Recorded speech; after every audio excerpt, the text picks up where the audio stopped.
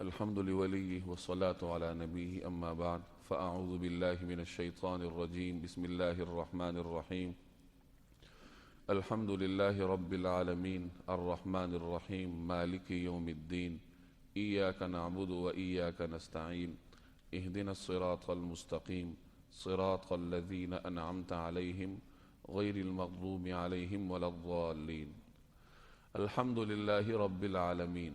تمام تعریفیں اللہ جل جلالہ کے لیے ہیں، رب العالمین جو تمام جہانوں کا پروردگار ہے۔ عالمین عالم کی جمع ہے، عالم جہان کو کہتے ہیں، اور رب کہتے ہیں پالنے والے کو، پرورش کرنے والے کو۔ تو رب العالمین کا معنی تمام جہانوں کا پروردگار۔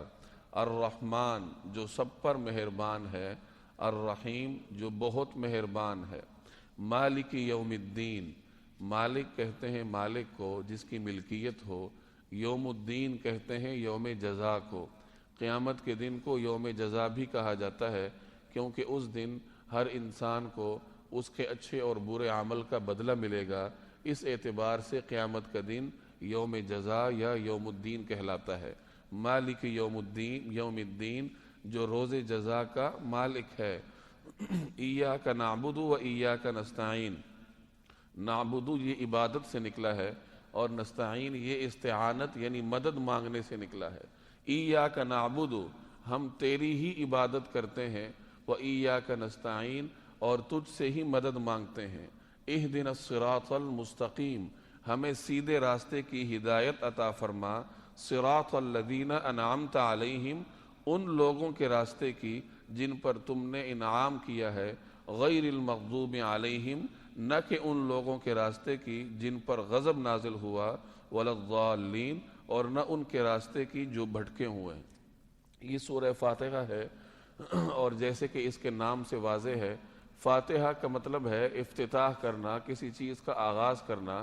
اس سورت سے قرآن کریم کا آغاز کیا جاتا ہے، اور یہ سورت چونکہ اللہ جل جلالہ کی حمد و ثنا اور دعا پر مشتمل ہے، تو قرآن کریم کے آغاز کرنے والے ہی کو ایک پیغام مل جاتا ہے کہ اللہ جل جلالہ کی تعریف کرنا اور اللہ تبارک و تعالی سے دعا کرنا، یہی انسان کی بنیادی ذمہ داری اور اس کی عبدیت کے یہی زیادہ لائق ہے کہ انسان اللہ تبارک و تعالی کی تعریف کرے اور تعریف کرنے کے بعد اس کی دعا کرے۔ اس سورت کو قرآن کریم کے دیباچے کی حیثیت حاصل ہے، اور یہ وہ سورت ہے جو سب سے پہلے مکمل طور پر نازل ہوئی۔ اس سے پہلے آیات تو نازل ہوئی تھی، لیکن وہ دو تین آیات نازل ہوتے رہی، مکمل سورت کوئی نازل نہیں ہوئی تھی۔ تو بعض مفسرین فرماتے ہیں کہ قرآن کریم کی نازل ہونے والی سب سے پہلی مکمل سورت سورہ فاتحہ ہے، اور قرآن کریم کے آغاز میں اس کو رکھنے کی بنیادی وجہ یہ ہے کہ یہ اللہ تبارک و تعالی کی حمد و ثنا اور اللہ جل جلالہ سے دعا پر مشتمل ہے، اس لیے اس کو قرآن کریم کا دیباچہ کہا جاتا ہے۔ اس میں چونکہ آپ اللہ تعالیٰ سے دعا کرتے ہیں کہ ہمیں سیدھے راستے کی ہدایت عطا فرما، اور اس دعا کرنے کے بعد جب انسان قرآن کریم پڑھتا ہے تو گویا اسے بتایا جاتا ہے کہ جو تم نے سیدھا راستہ ہم سے طلب کیا تھا، آگے پورا قرآن کریم اس سیدھے راستے کی طلب کا جواب ہے کہ یہ قرآن کریم سیدھا راستہ ہے، اس پہ عمل کرو گے تو صراط مستقیم پر رہو گے۔ الحمدللہ رب العالمین تمام تعریفیں اللہ کے لیے ہیں جو تمام جہانوں کا پروردگار ہے۔ الرحمن جو سب پر مہربان ہے، الرحیم جو بہت مہربان ہے۔ عام طور پر اردو زبان میں الرحمن الرحیم کا ترجمہ کیا جاتا ہے جو نہایت مہربان اور رحم کرنے والا ہے، ترجمہ وہ بھی درست ہے، لیکن عربی گرامر کے اعتبار سے یہ ترجمہ زیادہ بہتر ہے۔ رحمان اور رحیم میں ایک بنیادی فرق ہے۔ رحمان اس ذات کو کہتے ہیں جس کی رحمت عام ہو، ذرے ذرے پر جس کی رحمت اور جس کی مہربانی پہنچتی ہو، اس ذات کو رحمان کہتے ہیں کہ جس کی رحمت انتہائی عام ہو، سب کو پہنچتی ہو۔ اور رحیم کہتے ہیں اس ذات کو جس کی رحمت مکمل ہو، یعنی چاہے ایک پر ہوتی ہو لیکن مکمل طور پر ہوتی ہو۔ تو اللہ جل جلالہ کی ذات وہ ذات ہے جس کی رحمت عام بھی ہے، انسان ہو، جنات ہو، حیوانات، نباتات، جمادات، کوئی بھی چیز ہو، اللہ تبارک و تعالیٰ کی رحمت کے بغیر کچھ نہیں کر سکتی۔ تو اللہ تعالیٰ کی رحمت عام بھی ہے، اور اللہ تعالیٰ رحیم بھی ہے، یعنی اس کی رحمت مکمل بھی ہے۔ تو اس لیے رحمان اور رحیم کا ترجمہ یہ کیا جاتا ہے کہ جو سب پر مہربان ہے، رحیم جو بہت مہربان ہے، مالک یوم الدین جو یوم جزا کا مالک ہے۔ یعنی اللہ جل جلالہ کی صفت رحمت کے بیان کے بعد یہ اس کی اگلی صفت بیان کی جا رہی ہے کہ وہ یوم جزا کا مالک ہے۔ یہ نہیں فرمایا گیا کہ یوم جزا کا منصف ہے یا یوم جزا کا جج ہے، بلکہ یہ فرمایا گیا کہ یوم جزا کا مالک ہے۔ مالک اور منصف میں بنیادی فرق ہوتا ہے کہ منصف طے کردہ اصولوں کے مطابق فیصلہ کرنے کا پابند ہوتا ہے۔ اللہ جل جلالہ مالک ہے، وہ جو چاہے جس قسم کا چاہے فیصلہ کرے، اس سے کوئی پوچھنے والا نہیں ہے۔ اس کی اس صفت کو بیان کرنے کے لیے لفظ مالک کو استعمال فرمایا گیا کہ یوم جزا کا مالک ہے۔ اور اس مالک کی صفت کے بیان سے پہلے اس کی رحمان اور رحیم کی صفات بیان کی گئی، گویا کہ پڑھنے والے کو ایک پیغام دیا جاتا ہے کہ اللہ جل جلالہ اگرچہ مالک ہے، وہ ہر قسم کے فیصلے پر قادر ہے، لیکن اس کی دو بنیادی صفات اور بھی ہیں رحمان اور رحیم ہونے کی۔ تو جب بھی وہ مخلوق کے لیے، مخلوق کے حق میں کوئی فیصلہ کرتا ہے تو اس کی صفت رحمت ضرور اس میں استعمال ہوتی ہے۔ ایاک نعبد، ہم تیری ہی عبادت کرتے ہیں، وایاک نستعین، اور ہم تو آپ سے ہی مدد چاہتے ہیں۔ اب اس میں دو قسم کے الفاظ ہیں کہ ہم آپ کی عبادت کرتے ہیں اور ہم آپ سے مدد چاہتے ہیں۔ عبادت یہ اللہ جل جلالہ کا حق ہے بندوں پر کہ بندے اس کی عبادت کریں، اور جیسے کہ بندوں کی پیدائش کا بنیادی مقصد بھی یہ ہے کہ بندے کو دنیا میں اسی لیے بھیجا گیا کہ وہ دنیا میں آ کر اللہ جل جلالہ کی عبادت کرے، اس کی اطاعت کرے۔ تو یہ اللہ تعالیٰ کا مخلوق پر حق ہے کہ مخلوق اس کی عبادت کرے۔ حضرت معاذ رضی اللہ تعالی عنہ کی ایک روایت ہے کہ نبی کریم صلی اللہ علیہ وسلم نے ان سے پوچھا کہ معاذ، اللہ تعالیٰ کا بندے پر کیا حق ہے؟ اور پھر خود ہی آپ نے جواب ارشاد فرمایا کہ اللہ تعالیٰ کا بندے پر حق یہ ہے کہ بندہ اللہ جل جلالہ کی عبادت کرے۔ اور پھر آپ نے پوچھا کہ بندے کا اللہ پہ کیا حق ہے، اور اس کا جواب دیتے ہوئے آپ نے ارشاد فرمایا کہ بندے کا اللہ پہ حق یہ ہے کہ اللہ اسے عذاب نہ دے۔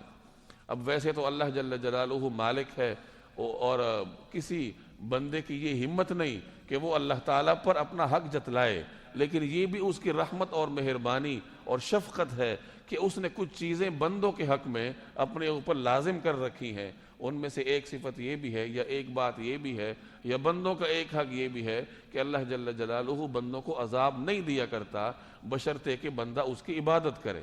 تو عبادت یہ بندے کی شرط ہے، اور مدد یہ اللہ جل جلالہ کی شرط ہے کہ جب آپ اس کی عبادت کریں گے تو وہ زندگی کے ہر موڑ میں آپ کی مدد کرے گا۔ بڑی دلچسپ روایت تفسیر کبیر والے نے نقل کی ہے یہاں پہ کہ ایک دیہاتی مسجد نبوی میں حاضر ہوا، اونٹ پہ آیا تھا، اور اس نے اپنا اونٹ باہر کھلا چھوڑ کے اندر مسجد میں جا کر عبادت میں منہمک ہو گیا، اور بڑی ہی انہماک کے ساتھ اس نے نوافل پڑھے۔ اب جب نوافل پڑھ کے وہ فارغ ہوا اور باہر آیا تو اس کا اونٹ غائب تھا۔ تو اس نے اللہ جل جلالہ کی بارگاہ میں عرض کیا کہ یا اللہ، میری شرط عبادت تھی جو میں نے کر لی، اور آپ کی شرط مدد ہے، اب آپ میری مدد کریں کہ میرا اونٹ کدھر ہے۔ تو تھوڑی ہی دیر کے بعد ایک شخص اونٹنی کی نکیل تھام کے آیا اور اس کو جا کر نکیل پکڑا دی، اور وہ جو شخص اونٹ لے کر آیا تھا اس کے اپنے ہاتھ بھی نہیں تھے۔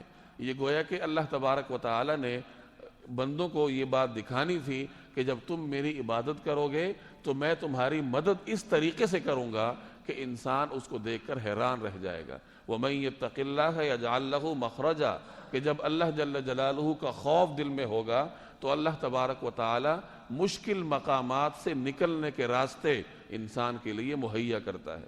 اہدنا الصراط المستقیم، ہمیں سیدھے راستے کی ہدایت عطا فرما۔ یہ وہ بنیادی آیت ہے جس کے جواب میں پورا قرآن کریم نازل ہوا۔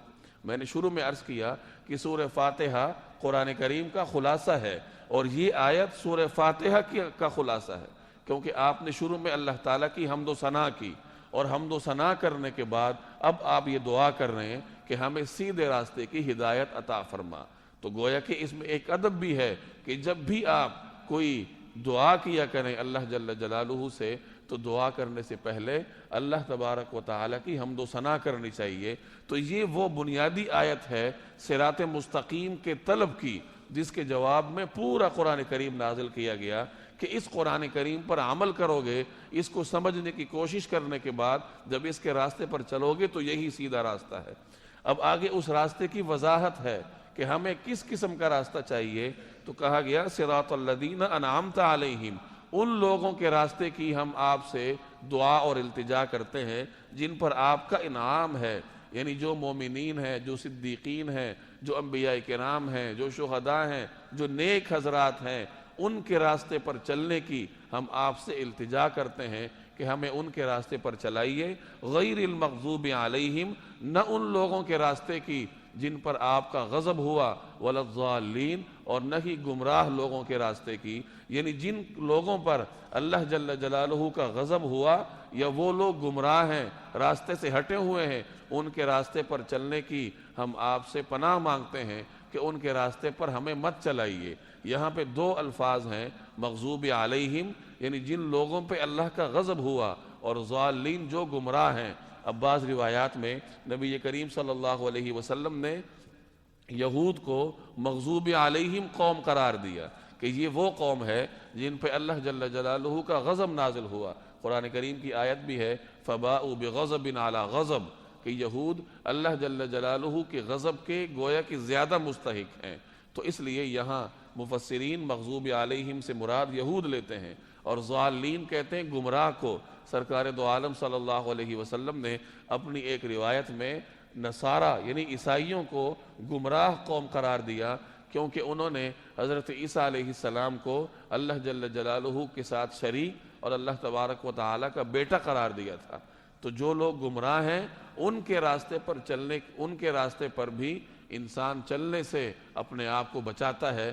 اور یہ بھی کہا جاتا ہے کہ مغضوب علیہم سے مراد وہ لوگ ہیں جن کے عمل میں فساد ہوتا ہے، جو عمل درست نہیں کرتے، جو اپنے اعضاء اور جوارح کو اللہ تبارک و تعالیٰ کی نافرمانی میں خرچ کرتے ہیں۔ اور ضالین سے مراد وہ لوگ ہیں جن کے عقیدے اور فکر میں فساد ہوتا ہے، جن کا عقیدہ اور فکر خراب ہوتا ہے۔